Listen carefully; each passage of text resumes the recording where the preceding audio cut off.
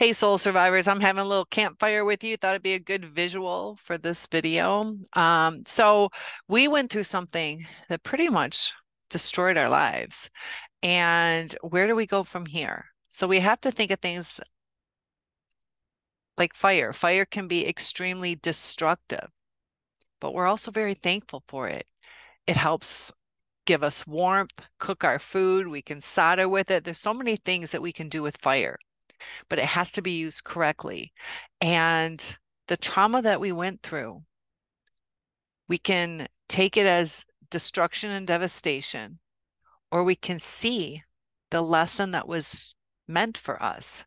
It can help us build our self-esteem, realize what boundaries we need to make, give us a better direction towards the relationship that we deserve. Because the relationship that we were in wasn't the best relationship. It was eating at our soul. It was taking our energy. And we tried all we could. So as we move forward, we have to get rid of all the things that are holding us back. We have to get rid of our wounds. We have to let those wounds heal. And a lot of us are angry, but throwing fire on fire or gasoline on fire isn't going to make it better. It's only going to make more devastation. The narcissist will react to it, or if they don't react to it, you're still going to react in some way, whether you're going to get angry that they didn't respond, or want to lash out more, or feel shame for the way that you acted. So, by going no contact, if they are not communicating with you, there's no point in repeating this cycle.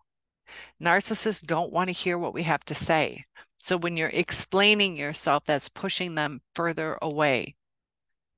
They handle situations different. They don't want to talk about it. It's a shame-based mental illness where they don't want to go that deep because by doing so, they have to do self-reflection, and that to them is death. That they would rather do anything than take accountability or open up to the true vulnerable. And it gets confusing because sometimes they're vulnerable about little things, but they're vulnerable about what they're okay with, what they've coped with.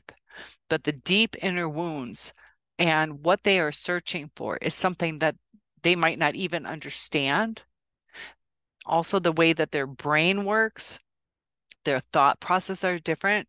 So just like if you say, hey, I don't mind helping you, they're going to take it as you think that they're not good enough to do it.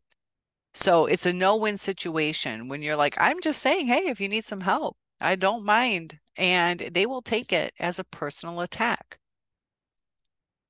They'll see it as you see them as weaker or less than. So they perceive the world from a different angle. And that's why communication with them is so difficult. They often don't understand where their feelings are coming from or what those feelings actually are. As we get older, we realize the differences between frustration, anxiety, elated as opposed to just happy. All these different emotions, we have this full vocabulary of all these emotions that we're able to feel.